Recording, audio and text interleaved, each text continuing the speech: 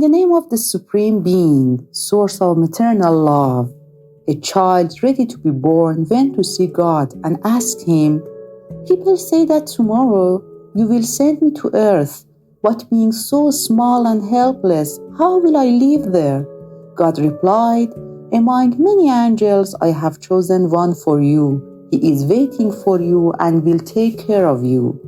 However, the child was still unsure about living. He said, "Here in paradise, I have nothing to do but laugh and sing, and that is enough to make me happy." God smiled and said, "Your angel will sing for you and smile at you every day. You will feel his love and you will be happy." The child continued, "How will I understand what people say if I don't know their language?" God caressed him and replied, "Your angel will whisper the sweetest and most beautiful words you will ever hear, and with patience he will teach you how to speak." The child anxiously asked, "And when I want to talk to you, what will I do?" God replied, "Your angel will join your hands and teach you how to pray." The child turned his head and asked, "I've heard that there are bad people on earth too. Who will protect me?" God replied, "Your angel will protect you even at the cost of his own life." The child continued sadly, "But I will always be sad because I won't be able to see you anymore." God smiled and said, "Your angel will always talk to you about me and teach you the way to return to me, even though I will always be by your side." At that moment, paradise became silent, but sounds could be heard from earth. The child realized that his journey was about to begin. Gently, he asked God one last question.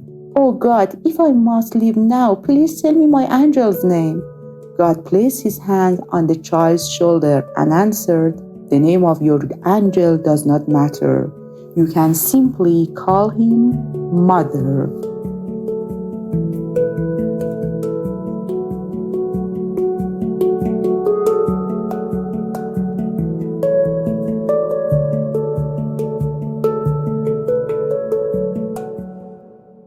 Hello, I am Safura Turk-Ladani, a mother, and I welcome you to the very first episode of the podcast Compassionate Mother. This episode 0 aims to help us to get to know each other better. Honestly, through my many travels around the world and my time studying in France and other countries, one important question has always haunted me. Is it possible to bring together all the people of the world despite their geographical, cultural, behavioral, and identity differences? How can we create a human union beyond groups and categories? A union where no violence or news of conflict would resonate anywhere in the world and where we could live together in harmony and love. Many factors influence the current state of the world, such as differences in behavior due to family upbringing and the society in which we grew up, political, economic, and geographical conditions in which we live, and other aspects that shape our moral characteristics and behavior. However, in today's world, we have enough awareness and freedom to improve or change our behaviors and attitudes in various ways. This can allow us to have better relationships with those around us. Gradually, these small individual changes can also guide society toward improvement. But how much closer can this bring us to peace, solidarity, and universal kindness?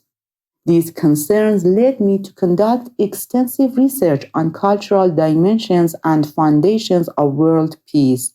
I also studied historical documents, quotes, and stories that could shed light on this subject. I was looking for a guiding thread, a universal model that everyone could relate to, a model to follow that could guide our lives despite our differences.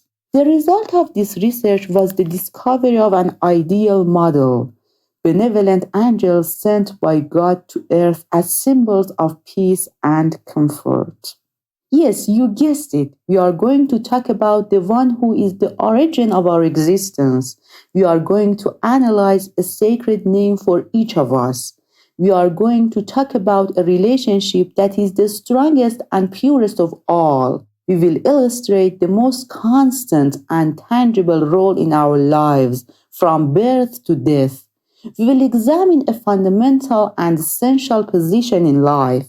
We will talk about a lifeline companion, about her love, the purest and most tender.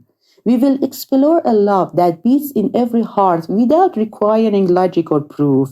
We will talk about an affection whose origin dates back to the oldest civilizations in history. Yes, you guessed it right. We are going to talk about the sacred word mother, and we will see why the mother has become sacred. What is the source of this maternal love? Is there a perfect model embodying all maternal qualities? A real and earthly model? If the answer is yes, what life did she lead? What was her behavior like? Can we imagine a masterful mother whose maternal warmth is merely a reflection of her benevolent light? For me, as someone who was seeking a model to build a better world, another question arose. Is the maternal model reserved for women, or can it embody all the qualities of an ideal human being to the point where anyone can become a living example of the ideal maternal model? The answers to all these questions, as well as those you may have, illuminate the path we must follow, despite our differences, toward a life filled with peace, love, and solidarity. In summary, the podcast Compassionate Mother is the result of my reflection on these concerns. I am happy to share it with you because I would like all of us everywhere in the world to draw from this source of comfort to live better. If, like me, you are looking for a way to connect your life to serenity, a truth beyond the mere physical perception of the maternal image, I would be delighted if you would join me in the upcoming episodes of the podcast.